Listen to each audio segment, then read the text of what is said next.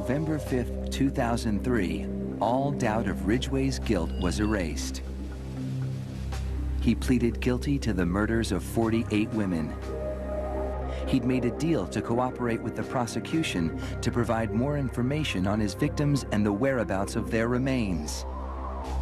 In doing so, he avoided a trial and possible death penalty.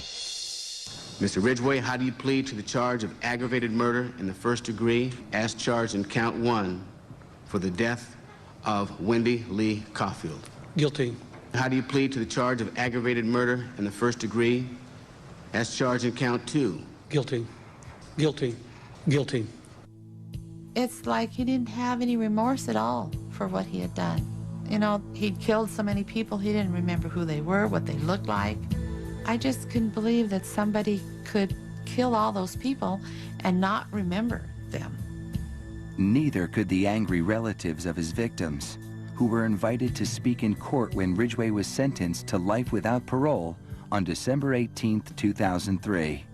You had said your memory, when it comes to all of the women you took, was gone. Our memory is not. In your words, you said that they didn't mean anything to you, but she meant everything to us. She was a mother, she was a wife, she was a sister, and we miss her. Gary Ridgway sat there stone-faced as victims' relatives damned him and mocked him. He's an animal. I wish for him to have a long, suffering, cruel death. He's gonna go to hell, and that's where he belongs. But then the emotionless facade finally cracked when the father of one of his victims appeared to surprise him with a dose of human kindness. Mr. Ridgway, there are people here that hate you. I'm not one of them. You've made it difficult to live up to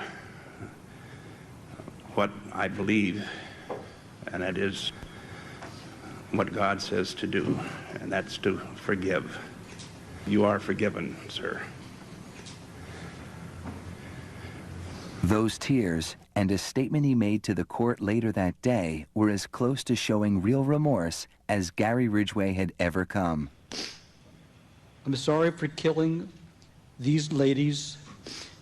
They had their whole lives ahead of them. I'm sorry for causing so much pain to so many families. To me, this was all about the victims, and